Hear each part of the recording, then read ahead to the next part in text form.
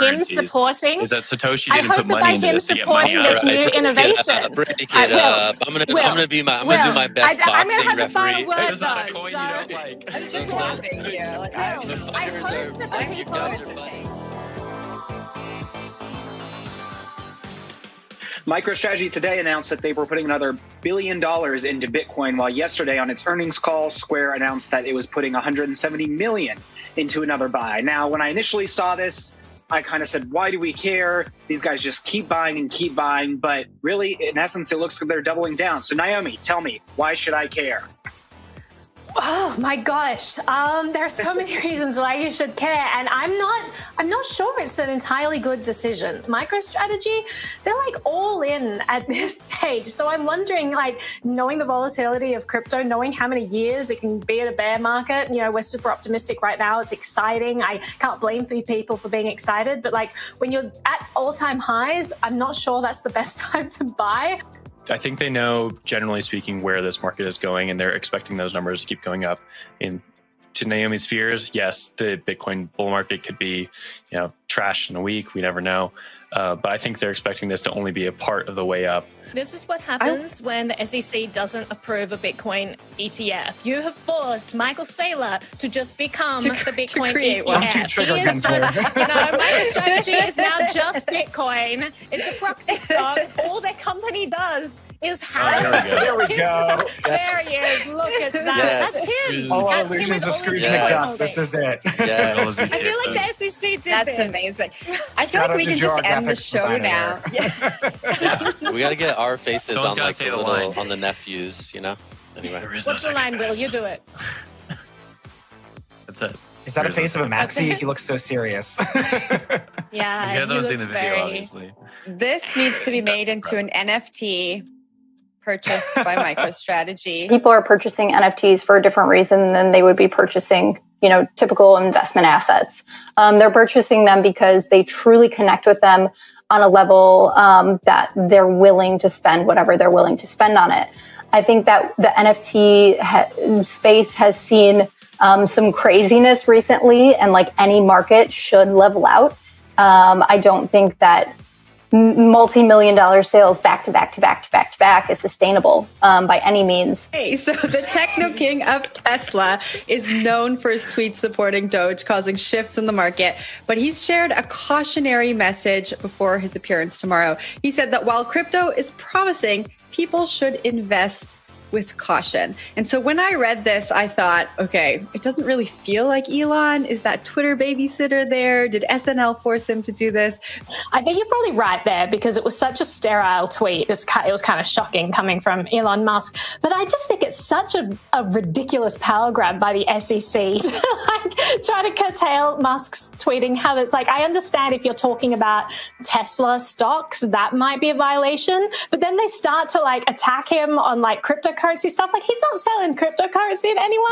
Like, what jurisdiction does the SEC have to tell Musk that he can't talk about any financial products? Like, I think it's crazy. So, Elon, you gotta be free and do you. I believe ignorance is our greatest foe, not necessarily partisanship on this issue. You saw both Portman and Warner come out in support of a bipartisan compromise. I'll be working with Representative Emmer, Foster, Budd, and Khanna, a coalition of Democrats and Republicans ranging from very conservative to very progressive. And we understand this is an innovative industry, and it's one that we want to continue to foster growth in, and for the United States to have fair rules of the road.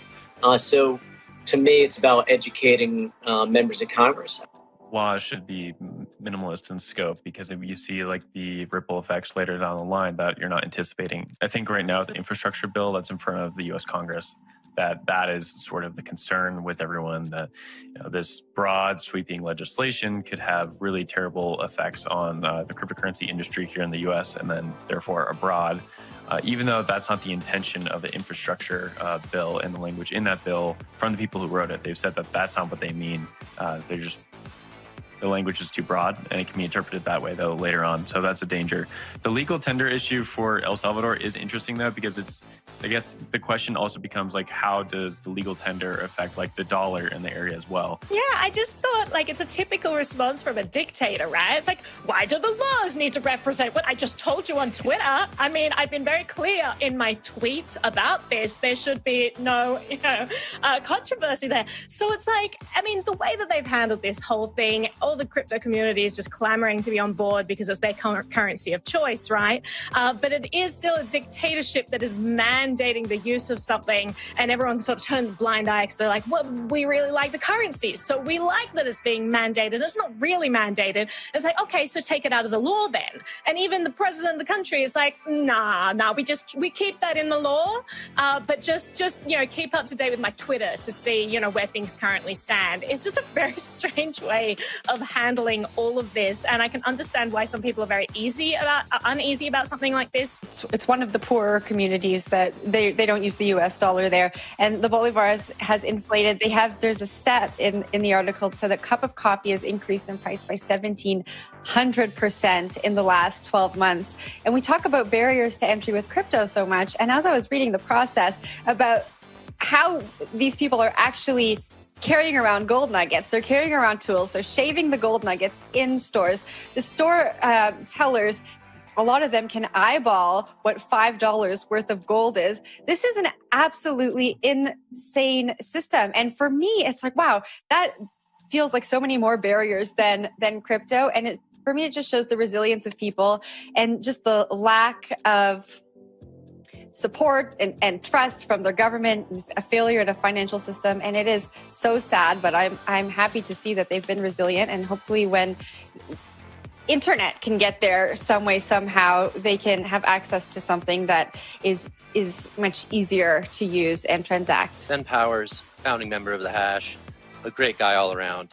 He's getting a new job and he'll be covering all sorts of exciting stuff in the DC tech world. We're going to watch him very fondly from afar. The self-proclaimed Dogecoin killer has been more resilient than most could have predicted. So after a big dumping event last week, the coin rebounded 40%. We talk about pump and dump in meme coin land, and when you look at the chart, you're like, wait, where's the dump? I've seen that there's the pumps, and then there's sort of these selling events, these like little dumps, but then it just kind of keeps going back up. And so it's kind of interesting to if you poll sort of blockchain data firms and you ask around like what's going on, it is again just this this army of small holders who are sort of keeping this thing going afloat. I mean, it's really funny to think in these terms because like the price of Shiba is so small that if you have like 1 million Shiba, you have like $27. Like last time I checked. Yeah. There's the ability to sort of like cosplay as a whale because the numbers are so large. Yeah, I just have a question for Naomi. I just don't see the difference between DM, which is obviously a currency backed by a corporation, and something like mobile coin, which is a currency backed by a bunch of VCs. If you're looking for like a neutral money, then obviously you don't want anyone to have some sort of stake in how it's created. So I just don't see the difference between the two things that you're arguing. Why wouldn't you want people having stake in, doesn't that make the product better? That if someone has stake in it, they're going to put more effort into it? Well, then you can argue the same for DM, though, with that same line of logic, Except for the history of Facebook, where they've literally betrayed our trust, stolen our data, sold that, because they don't have the data. A corporation is a corporation. I think that's the promise of Bitcoin, though, right? They don't have the data. It's a neutral currency.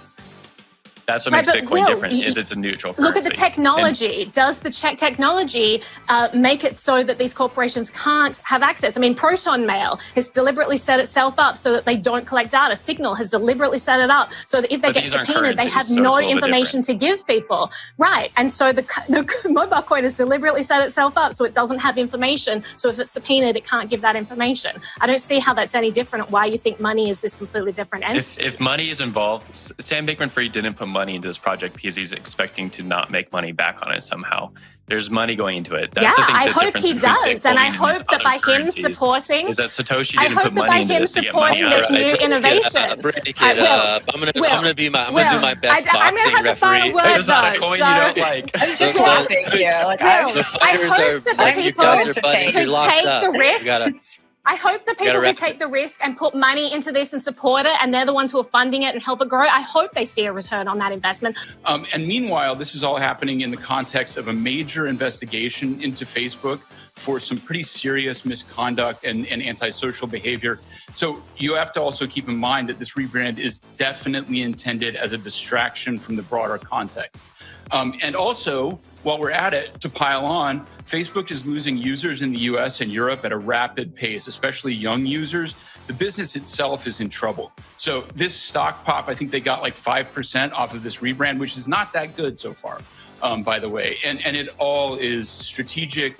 And by the way, the metaverse that they're talking about is not the metaverse that we think about as people in crypto. Yes, there's going to be NFTs, but the interoperability, there's not going to be those things. They haven't really laid out the specifics yet, but they are specifically talking about launching a walled garden app store that they can collect fees from the sales of, which means that you are not going to be able to necessarily load in your NFTs from Ethereum free. Like, it's not going to be an open system, I don't think. We have a Halloween edition coming up for you, and our own Naomi Rockwell is dressed as the Bitcoin white paper. Naomi, I am pretty pumped that you're dressed up as such. Oh no, guys. Oh no. Stay safe, don't fall. That's beautiful. I love this. That is inspired. That is an inspired Halloween outfit. Thank you. It's well-timed. Let's just go straight to you. Talk to us about the white paper. Start us off today. Absolutely. So today we are going to be celebrating the anniversary of the release of the Bitcoin white paper. And this was the day that Satoshi Nakamoto first posted the Bitcoin white paper. Definitely a day we should all be celebrating and maybe dressing up as white papers. So it is the 13th anniversary. My goodness, time flies. But you guys are focused on the wrong thing here. No one cares about the underlying token, underlying protocol. We're talking about the pumpkins here. We're talking about $66 NFT pumpkins, which is pretty rad. You haven't seen that before, have you? Look at that. You could own that picture on the right. Bringing us back to what matters, Will. Yeah. You could own that. You could own that image on the right. So much has happened. So you have every reason to be excited today for Friday, Zach, because we saw Bitcoin climb past $60,000 for the first time in 6 months. And that is on news that potentially the SEC may not block all the ETFs that they're currently deciding on, that currently have proposals in at the moment. It is wild to see the predictions come true from this year about Bitcoin's price, whether that be like the sell-off in May, comeback September is going to be really rough, October you're going to see a big price bump. And then maybe going into Christmas, you have like a really higher push with price just based on this speculation around ETFs being approved. That happens, like that's pretty impressive. Crystal balls out there. That's pretty amazing to me. I'm going to be writing you an angry note tomorrow, Zach, because people, the audience demanded wreaths on your doors. They demanded some sort of Christmas decoration. We have Nicole in the chat right now who's saying, you know, like she's mentioning the doors. Oh, what do we got? What do we got? Excellent. Excellent. I have some apples. I am so proud of you. Christmas apples. We asked for props. He just delivers. There you go, audience. I hope you are pleased. We got that happening for you.